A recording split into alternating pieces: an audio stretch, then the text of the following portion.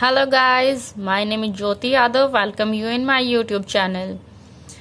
मैं यहाँ पढ़ा रही हूँ आपको लाइब्रेरी साइंस के बारे में. लाइब्रेरी साइंस का एक टॉपिक हमने लिया है 2-3 का. ये टॉपिक है कैटलॉग. तो अब हम इससे जो पहले वीडियो बनाई है पहले वो आप चेक कर लो, उसके बाद ही आपको ये वाली वीडियो समझ आएगी. ये है ऑब्जेक्टिव ऑफ कैटलॉग.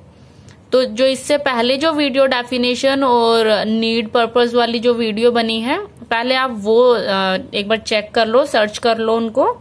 उसके बाद आप इस वाली वीडियो पे आना, तभी आपको समझ आएगा.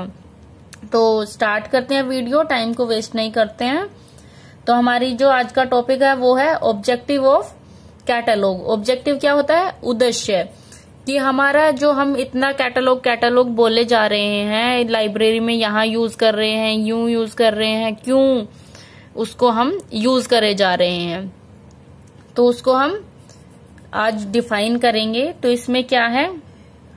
Main objective of library catalogue is to provide correct information about the arrangement of reading material in the cells of the library, show that every person can get the reading material desired by him or her and save time. इसका main objective क्या है? इसका main उद्देश्य क्या है library catalogue का? कि ये हमें एक करेक्ट इन्फॉर्मेशन मतलब सही इन्फॉर्मेशन प्रोवाइड करता है कि किस बुक को कहाँ अरेंज करके रखा हुआ है, किस स्टडी मटेरियल को कहाँ अरेंज करके रखा हुआ है, किस अलमारी में वो बुक रखी हुई है. हाँ, और इससे हमारा क्या होता है? टाइम सेव होता है, और जो डिजायर बुक, जो बुक हमें चाहिए वहां तक हम पहुंच जाते हैं. तो सिंपल वे में क्या बोलेंगे कि इसका मेन ऑब्जेक्टिव क्या है? ये हमें इंफॉर्मेशन प्रोवाइड करता है कि जो मटेरियल है, जो रीडिंग मटेरियल है, वो कहाँ रखा हुआ है, किस जगह रखा हुआ है, जिससे कि टाइम सेव होता है रीडर का भी, स्टाफ का भी, और वो जो डिजायर बुक के पास पहुंच जाता है. जो बुक उसे चाहिए, जो स्टडी मटेरियल उसे चाहिए, रीडर वहां तक पहुंच जाता है. ये इसका मेन ऑब्जेक्टिव है. नेक्स्ट जो है हमारे पास, ये कुछ वो ऑथर्स हैं जिन्होंने इनके बारे में ऑब्जेक्टिव डेफिनेशन ये सब दिया हुआ है. तो फर्स्ट जो हमारे हैं वो है चार्ल्स एमी कैटर. तो इसे हम बोलते हैं C.A. कैटर. इन्होंने एक बुक लिखी है rules for a dictionary catalogue. इन्होंने उसमें डेफिनेशन भी दी थी, जो मैंने लास्ट वीडियो में आपको बताई भी थी कि ये डेफिनेशन क्या है, उसको एक्सप्लेन भी किया था. तो इसी बुक में उन्होंने क्या दिया हुआ है, इसके ऑब्जेक्टिव भी दिए हुए हैं. बहुत ही सिंपल और क्लियर वर्ड में उन्होंने ये ऑब्जेक्टिव और दिए हुए हैं कैटलॉग के.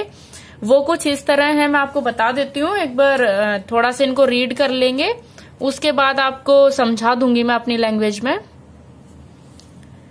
He has described the definition and objectives of the library catalog in very simple and clear words.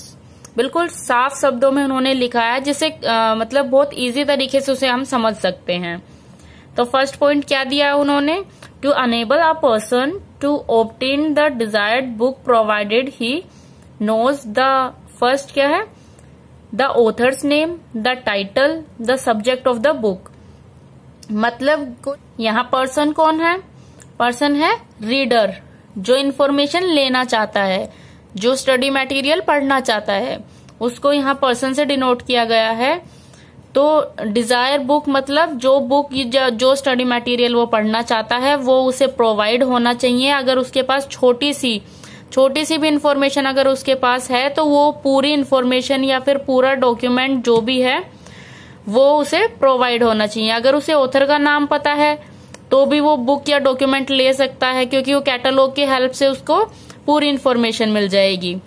अगर उसे टाइटल का पता है तो भी वो ले सकता है, या the subject of the book, कि किस सब्जेक्ट की बुक उसे चाहिए वो उसे प्रोवाइड होनी चाहिए. ये C.A. कैटर का फर्स्ट ऑब्जेक्टिव है कि अगर हमारे पास या रीडर के पास थोड़ी सी भी इंफॉर्मेशन है तो वो बुक प्रोवाइड उसे लाइब्रेरी वाले कराएंगे, ये उनकी रिस्पॉन्सिबिलिटी है. अगर थोड़ी सी इंफॉर्मेशन भी रीडर के पास है, तो वो जाएगा लाइब्रेरियन से बोलेगा सर मुझे ये इस तरह से कोई टॉपिक है वो मुझे पढ़ना है, या फिर ये ऑथर का नाम है उसकी बुक मैं पढ़ना चाहता हूँ, या फिर इस सब्जेक्ट की बुक मेरे को चाहिए। तो वो जो कैटलॉग की हेल्प से लाइब्रेरियन उसे देख के बता देगा कि इस ऑथर ने ये बुक लिखी है आप, और ये बुक वहां उस जगह रखी हुई है, आपको जो पसंद हो वो आप उसमें से पढ़ सकते हो। ऐसे ही वो जो लाइब्रेरियन है वो इन्हें इन्फॉर्मेशन देगा कि इस सब्जेक्ट से रिलेटेड तो बहुत सारी बुक है, आपको कौन सी बुक पढ़नी है, तो वो पूरी जो इन्फॉर्मेशन है वो दे देगा रीडर को, फिर रीडर को जो पसंद आएगी वो बुक वो पढ़ लेगा। तो उनका पहला पॉइंट यही है। अब आते हैं सेकंड पॉइंट पे। So the second point two provide following information about the books available in the library. Library के अंदर जो जो बुक रखी हुई है उनकी पूरी इन्फॉर्मेशन देना। फर्स्ट पॉइंट है इसके अंदर books written by a particular author, कि कोई भी एक ऑथर है, जैसे प्रेमचंद जी की उन्हें किसी को स्टोरी पढ़नी है तो वो एक ऑथर हैं, उनके बारे में मतलब उन्होंने जितनी भी बुक लिखी हैं उसकी पूरी इन्फॉर्मेशन लाइब्रेरियन देगा, किसकी हेल्प से, कैटलॉग की हेल्प से। तो रीडर को ये सारी इन्फॉर्मेशन प्रोवाइड होनी चाहिए कि इस ऑथर ने कितनी बुक लिखी है और किस किस बुक के साथ काम किया है। सेकंड बुक है books related to a particular subject. जैसे अब हमें मैथ्स का कोई टॉपिक पढ़ना है तो हम बोलेंगे लाइब्रेरियन के पास जाके कि सर हमें ना मैथ्स का इस तरह से, या फिर हमें मैथ्स का ये टॉपिक पढ़ना है सर, मैं 12th क्लास में, मुझे ये टॉपिक पढ़ना है। तो जो लाइब्रेरियन है वो हमारी हेल्प करेगा, हमें इन्फॉर्मेशन देगा कि 12th की तो आप इस बोर्ड से हो तो हमारे पास ये बुक्स हैं, हम आपको ये बुक्स प्रोवाइड कर सकते हैं, या फिर इससे रिलेटेड ये बुक होती है, आपको जो पसंद है वो आप इन्फॉर्मेशन ले लो, उसके बारे में आप पढ़ लो। थर्ड पॉइंट है books available on a specific subject.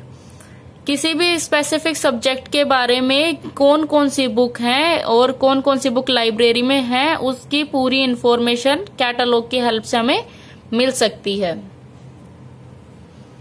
To assist in selection of books as far as the edition and features of the book are concerned, मतलब उस डॉक्यूमेंट के बारे में पूरी इन्फॉर्मेशन रीडर्स को प्रोवाइड करने की रिस्पॉन्सिबिलिटी है लाइब्रेरियन के पास, कि उस बुक के पास या फिर जो भी कंसेंट उन्होंने वो पॉइंट बताया है, डॉक्यूमेंट बताया है, उसकी पूरी इन्फॉर्मेशन, जैसे एडिशन कौन सा है, बुक कौन सी है, साइज क्या है, सब उसको प्रोवाइड करने की रिस्पॉन्सिबिलिटी है लाइब्रेरियन के पास। सो ये 3 पॉइंट्स थे जो सिया कटर ने दिए थे। नेक्स्ट हमारे आते हैं फादर ऑफ लाइब्रेरी साइंस। कौन है father of library science? Doctor SR Ranganathan. तो उनके अकॉर्डिंग क्या है उनके ऑब्जेक्टिव वो भी देख लेते हैं। According to doctor SR Ranganathan, a catalogue should be formed in a such a manner that fulfil the following objective. मतलब उन्होंने कुछ पॉइंट दिए हैं, कैटलॉग इस तरह से बनाने चाहिए, इस तरह से उनके अंदर इंफॉर्मेशन लिखनी चाहिए कि जो ये उन्होंने कुछ पॉइंट दिए हैं वो उनको फुलफिल कर पाए। ये सब पॉइंट उन्होंने किसके बेस पे दिए हैं? The 5 rules of library science. तो यहाँ क्या लिखे हैं? His rules are based on the 5 laws of library science. तो फर्स्ट पॉइंट हम चेक कर लेते हैं क्या है। फर्स्ट पॉइंट है every reader is able to obtain the desired book, कि जो प्रत्येक रीडर है उसे जो बुक चाहिए वो उसको प्रोवाइड करने की रिस्पॉन्सिबिलिटी लाइब्रेरी की है।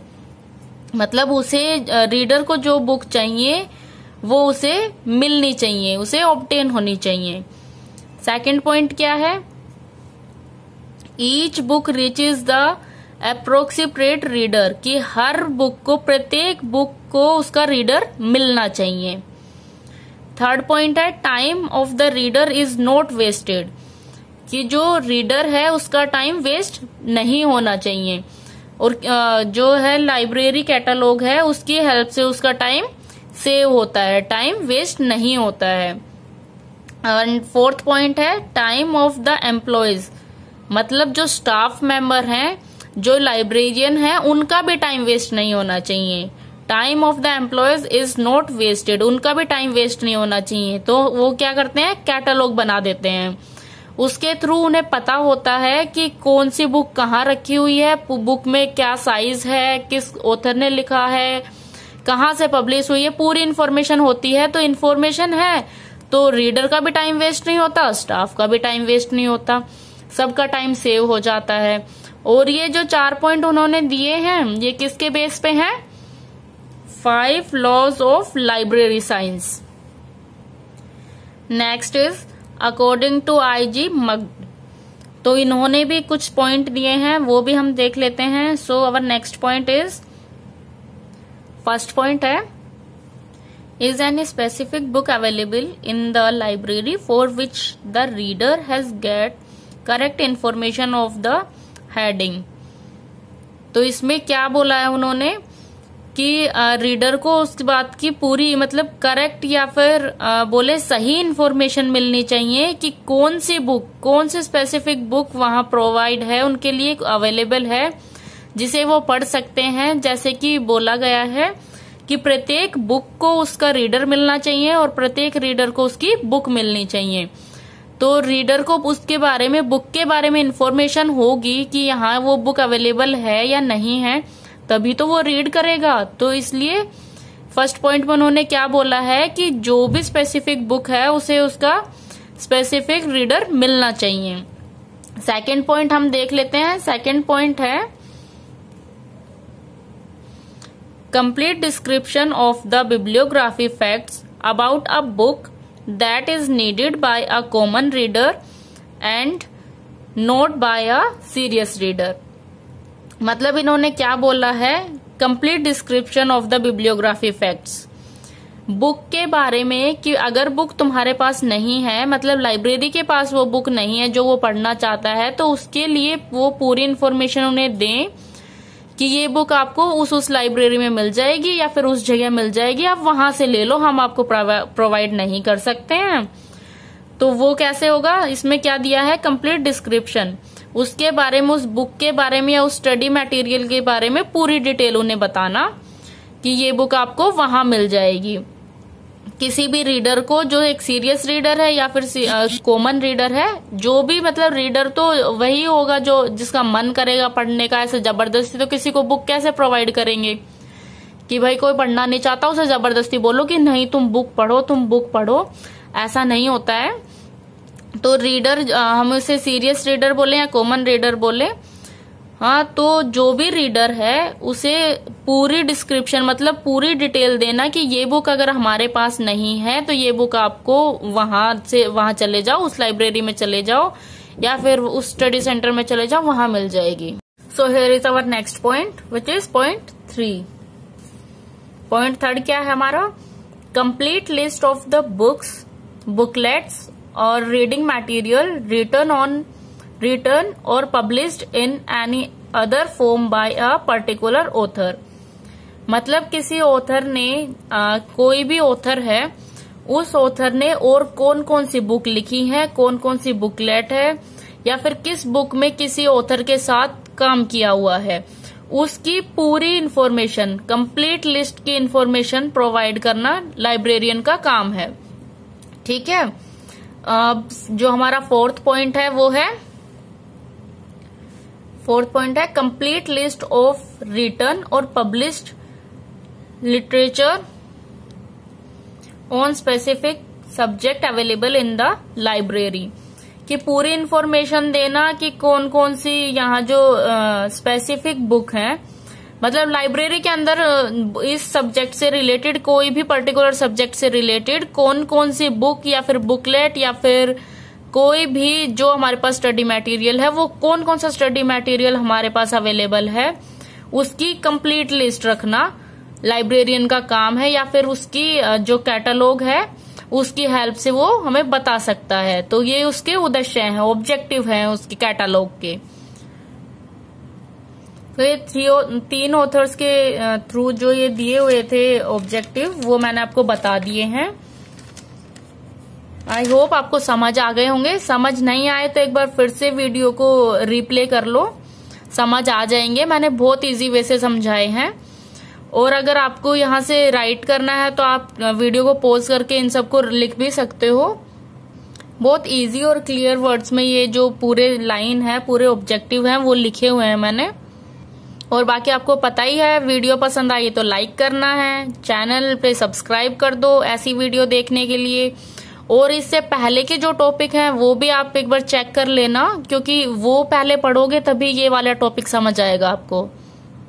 और भी टॉपिक पे बनाई हुई है मैंने, जैसे कैटलॉग के फंक्शंस, क्वालिटी और नीड, जो भी डेफिनेशन है उनकी, पर्पस, उन सब के ऊपर डिफरेंस है, तो वो सारी वीडियोस एक बार चेक कर लेना।